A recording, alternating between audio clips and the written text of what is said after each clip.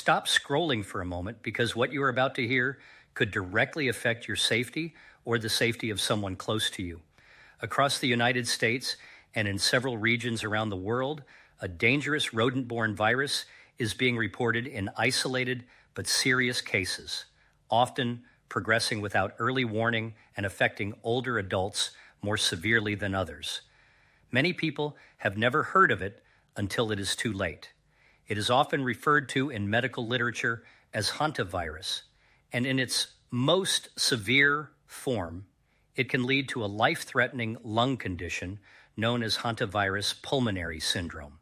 Today, you are going to understand what this virus is, how it enters the body, why older adults are at higher risk, and what practical steps can reduce exposure before any infection occurs. To be clear, this is not meant to create panic, but awareness. Data from public health sources, including the Centers for Disease Control and Prevention, shows that severe cases of hantavirus pulmonary syndrome can have a very high fatality rate, in some reports ranging between roughly 38 to 50%. That means when the disease progresses to its most serious stage, outcomes can be extremely dangerous, especially without rapid intensive care. What makes this even more concerning is that adults over 60 naturally experience a decline in immune strength over time, which can make it harder for the body to respond quickly to new infections. Before going further, I want you to think about something practical. Have you recently spent time in places like an old garage, a storage shed, a barn, a cabin, or any enclosed space that may not have been cleaned or opened regularly? These environments matter because they are often where rodent activity goes unnoticed, and rodents are the primary carriers of this virus in many regions. Now let's understand what this virus actually is. Hantavirus is not a single new organism created recently. It is part of a group of viruses that have existed for a long time, quietly circulating in rodent populations. One of the most common carriers in North America is the deer mouse. These animals usually do not show illness themselves, which makes the situation more difficult to detect. Instead, they carry the virus in their saliva, urine, and droppings, releasing it into the environment without visible warning. In scientific classification, hantaviruses belong to a family of RNA viruses. This simply means their genetic material is stored in a single strand of RNA, which allows them to enter human cells and take control of normal cellular processes. Once inside, they begin producing copies of themselves, gradually spreading within the body. This process can remain hidden for a period of time before symptoms become noticeable. Different regions of the world are affected by different strains. In North America, one of the most studied is sin nombre virus, which was first identified during a cluster of unexplained respiratory deaths in the early 1990s in the southwestern United States. In South America, Andes virus has been linked to outbreaks in countries such as Chile and Argentina, and it is notable because it has shown rare cases of human-to-human transmission under close contact conditions. In parts of Europe and Asia, related strains tend to affect the kidneys rather than the lungs, causing a different clinical condition known as hemorrhagic fever with renal involvement. Despite these differences, the key concern remains the same.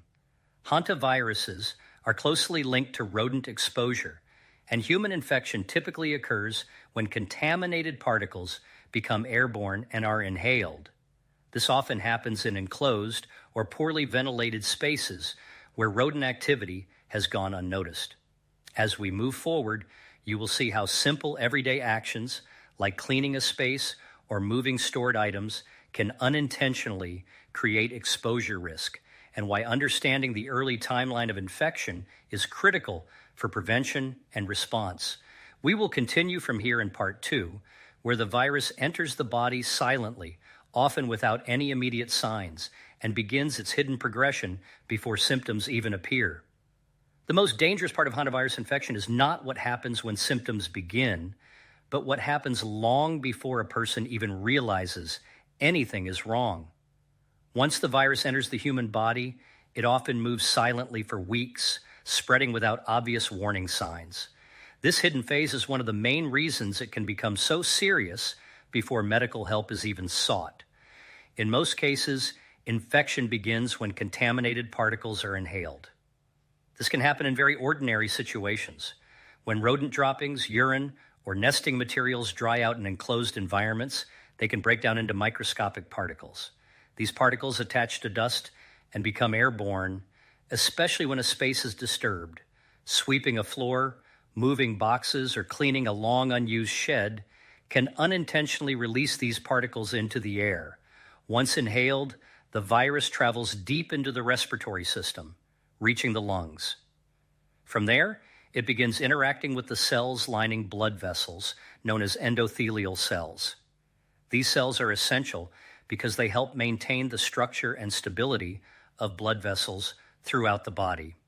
When the virus begins to replicate inside them, it gradually weakens the integrity of these vessels, setting the stage for fluid leakage and inflammation later in the disease process. What makes this infection especially challenging is the incubation period. In many documented cases, symptoms do not appear immediately. Instead, there is a delay that can range from about 1 week to several weeks, often between 2 and 4 weeks after exposure. During this time, a person may feel completely normal, continuing daily routines without any indication that a serious biological process is already underway. When symptoms do finally appear, they often resemble common illnesses at first.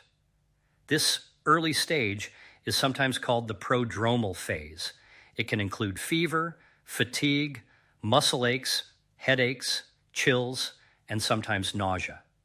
These symptoms are not specific, which means they can easily be mistaken for influenza or another routine viral infection. Because of this similarity, many people do not seek immediate care or do not mention potential environmental exposure to their doctors. During this time, however, the virus is not inactive. It is multiplying inside the body and beginning to affect the vascular system. The damage at this stage is not always visible from the outside, but internally, the foundation for more severe illness is being formed. After several days, in some cases within about 4 to 10 days after initial symptoms begin, the illness can transition into a much more serious stage involving the lungs and cardiovascular system. This is where the condition becomes far more dangerous. As blood vessels in the lungs become increasingly permeable, fluid can begin to accumulate in the air sacs, the tiny structures responsible for oxygen exchange. When this happens, breathing becomes progressively more difficult. What starts as mild shortness of breath can quickly escalate into severe respiratory distress. Oxygen levels in the blood may drop significantly, and the heart must work harder to compensate for reduced oxygen supply. In severe cases, this can progress rapidly, sometimes within 24 to 48 hours, leading to respiratory failure that requires intensive medical support. At this stage, patients often require hospitalization, oxygen therapy, or mechanical ventilation in an intensive care unit. The speed of deterioration is one of the most concerning aspects of the disease because it leaves a very narrow window for intervention once serious symptoms begin. Understanding this timeline is critical. The virus does not immediately announce itself with severe symptoms. Instead, it moves through a quiet phase followed by nonspecific illness, and then a sudden escalation that can overwhelm the respiratory system. This is why awareness of early exposure risk is so important. The environment a person has been in weeks before symptoms appear can be just as relevant as how they feel today. In the next part, we will look at how real-world cases have unfolded, including documented outbreaks and individual infections, and why certain environments and behaviors consistently appear in these incidents.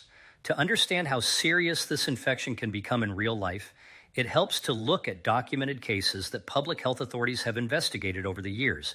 These are not abstract warnings. They are real situations where ordinary people were exposed in everyday environments and later developed severe illness after what initially seemed like harmless activities. One of the most widely referenced incidents occurred in the early 2010s in the United States within a national park setting. Visitors stayed in enclosed cabin-style accommodations that had been used by many people before them. At the time, nothing appeared unusual.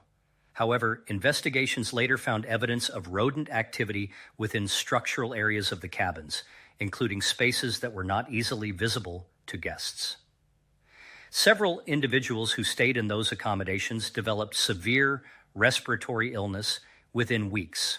Some survived after intensive treatment, while others did not. Health authorities later confirmed multiple cases linked to that specific exposure site and issued warnings to prevent further infections. What makes cases like this important is not only the outcome, but the environment. Enclosed spaces that are not regularly sealed or professionally cleaned can allow rodents to nest unnoticed. Over time, contamination builds up in insulation, storage areas, or hidden corners where people rarely look. When those spaces are later occupied or disturbed, particles can become airborne, creating conditions for exposure. Another documented scenario involves rural properties and long unused storage buildings. In several reported cases, individuals who were otherwise healthy spent time cleaning barns, sheds, or garages that had been closed for months or even years. In one case, a man in his early 60s spent a weekend clearing out a rural storage structure without using respiratory protection. He began feeling unwell within 2 weeks, initially mistaking his symptoms for a routine respiratory infection. As his condition worsened, he required hospitalization and intensive care support due to severe lung involvement. Although he survived, his recovery was prolonged and his respiratory function did not fully return to previous levels. These cases highlight a consistent pattern. The exposure often happens during cleanup, renovation, or storage handling activities, especially when protective precautions are not used. The risk is not necessarily tied to a single location or country, but to the combination of rodents, enclosed spaces, and disturbed dust or debris. In South America, outbreaks involving a related strain of hantavirus have shown another important dimension: limited human-to-human transmission in specific conditions. In certain regions of Argentina and Chile, clusters of infection have been traced not only to environmental exposure, but also to close contact with infected individuals. These events remain relatively rare, but they demonstrate that under certain circumstances, transmission dynamics can become more complex than simple rodent exposure alone. Health agencies in affected regions have investigated these outbreaks carefully, tracking chains of infection and issuing guidance for both medical workers and the public. The goal has consistently been early detection and prevention, especially in areas where rodent populations are high or environmental conditions favor viral survival. Across different countries and climates, one pattern remains consistent. Most infections are linked to environments where rodents have access, but human presence is intermittent or delayed. This includes seasonal cabins, storage sheds, agricultural buildings, and outdoor structures that are not frequently maintained. The virus itself does not spread widely in open air under normal conditions, but becomes a risk when contaminated materials are disturbed in enclosed or poorly ventilated spaces. Another important observation from public health data is that older adults often experience more severe outcomes once infected. This is not because the virus changes, but because the body's immune response and respiratory reserve naturally decline with age. That combination can make it harder to compensate once lung function is affected. These real-world cases are not meant to create fear, but to illustrate how exposure typically happens in practice. Most people affected did not realize they were at risk at the time of exposure. In almost every investigation, the connection between environment and illness only became clear after detailed review. In the next part, we will move from case history into prevention, focusing on the specific actions and precautions that significantly reduce risk during cleanup or exposure to potentially contaminated environments. Once we understand how exposure typically happens, the next question becomes practical. What can actually be done to reduce risk in real situations? The answer is not about fear or avoidance of everyday life, but about specific precautions that dramatically lower the chance of inhaling contaminated particles, especially in environments where rodents may have been present. One of the most important steps begins before any cleaning even starts. Ventilation is critical. Any enclosed space that has been closed for a long time should be opened and allowed to air out before entry. Doors and windows should be opened whenever possible, and the space should be left undisturbed for a period of time so that airborne particles naturally settle. This simple step reduces the concentration of potentially harmful dust in the air. However, ventilation alone is not enough when there's visible or suspected rodent activity. In those situations, personal protection becomes essential. One of the most important tools is a properly fitted respirator, specifically an N95 mask. The key detail here is fit. Unlike cloth or standard surgical masks, an N95 respirator is designed to filter out very small airborne particles when properly sealed against the face. In environments where contaminated dust may be present, this barrier significantly reduces inhalation risk. In addition to respiratory protection, gloves are also important when handling any materials that may have been in contact with rodents. Disposable gloves help prevent direct skin contact with contaminated surfaces. In more heavily affected environments, protective clothing can further reduce exposure by preventing particles from settling on regular clothing that could later be transferred indoors. One of the most common mistakes people make during cleanup is using dry methods. Dry sweeping, dry vacuuming, or disturbing dust without moisture can release particles into the air. When this happens, the risk of inhalation increases significantly. Instead, wet cleaning methods are recommended in many public health guidelines. This involves lightly dampening contaminated areas with a disinfectant solution before any cleaning begins. Moisture helps prevent particles from becoming airborne and keeps them contained during removal. A commonly used disinfectant approach in public health guidance involves a diluted bleach solution or a commercially available disinfectant designed for viral deactivation. The important principle is not the exact product, but the method. The area should be thoroughly moistened and left to sit before any physical cleaning begins. Only after this step should materials be carefully wiped and disposed of in sealed bags to prevent further spread. Every surface that may have been exposed should be treated carefully, and tools used during cleaning should not be reused in other parts of the home without proper disinfection. The goal is containment at every step, preventing particles from moving from one environment to another. These precautions may feel excessive for someone who has cleaned storage areas many times before without issue, but the risk is not constant or guaranteed. It depends on whether rodents were present and whether their droppings or nesting materials have been disturbed. The difference between safe and unsafe exposure often comes down to technique, not just the environment itself. Another important layer of protection is timing. Older adults, especially those over 60, may benefit from avoiding high-risk cleanup activities during peak rodent seasons when populations are more active. In some regions, this tends to occur in warmer months when rodents are more likely to enter human structures in search of food or shelter. It's also important to recognize that no protective method is perfect on its own. The strongest protection comes from combining strategies: ventilation, respiratory protection, gloves, wet cleaning methods, and careful handling of waste materials. Each layer reduces risk further, and together they significantly lower the chance of exposure. Even with all precautions in place, awareness of symptoms remains essential, because if exposure does occur, early recognition is what determines how quickly medical care is sought. That is where we move next, understanding exactly what symptoms to watch for and why timing plays such a critical role in outcomes once infection begins. In the next part, we will break down the warning signs in detail, including how early symptoms can appear deceptively mild before rapidly escalating into a medical emergency. Even with the best precautions, One of the most important factors in dealing with hantavirus is recognizing symptoms early enough to act without delay. The difficulty is that the earliest signs do not immediately look like a serious or unusual illness. In fact, they often resemble common viral infections, which is why so many cases are initially missed or delayed.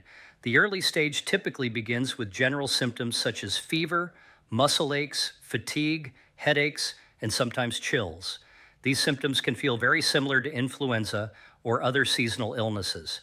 In many cases, there is also discomfort in larger muscle groups, particularly in the back, thighs, and hips. Some individuals may also experience nausea or digestive upset, which further contributes to confusion with other common infections. This early phase is especially dangerous because it creates a false sense of reassurance. A person may assume they are simply dealing with a routine illness and choose to rest at home rather than seek medical attention. During this time, however, the virus may already be progressing inside the body, affecting the lining of blood vessels and preparing for more serious complications. What makes the situation more urgent is how quickly symptoms can change once the disease enters its more severe stage. After a few days of initial flu-like symptoms, some individuals experience a sudden worsening of breathing. Shortness of breath may begin gradually, but it can escalate rapidly. This is the point where fluid begins accumulating in the lungs, reducing the body's ability to absorb oxygen effectively. When oxygen levels drop, the body enters a state of respiratory distress. The person may feel like they cannot get enough air even while resting. Heart rate increases as the body tries to compensate, and blood pressure may begin to fall. At this stage, medical intervention becomes critical, often requiring hospitalization and intensive respiratory support. One of the most important clinical concerns is how quickly this transition can occur. In some documented cases, the progression from mild respiratory symptoms to severe respiratory failure has taken less than 2 days. This narrow time frame is why early recognition is emphasized so strongly in medical guidance. Another complicating factor is that older adults may not always experience the same intensity of early warning signs. Due to natural changes in the immune system and inflammatory response with age, symptoms may appear less dramatic at first, even while the underlying condition is progressing. This phenomenon can delay the decision to seek care, which may reduce the available treatment window. Because there is no specific antiviral treatment for hantavirus infection, care in severe cases is primarily supportive. This includes oxygen therapy, mechanical ventilation, and intensive monitoring in a hospital setting. The goal is not to eliminate the virus directly, but to support the body while it fights the infection. This makes timing even more critical, since earlier intervention can significantly improve the chances of survival. This is why exposure history is so important when symptoms begin. If a person has recently been in environments where rodents may have been present, such as storage sheds, barns, cabins, or garages, that information becomes a key part of diagnosis. Without it, medical professionals may initially suspect more common respiratory infections, delaying targeted testing or specialized care.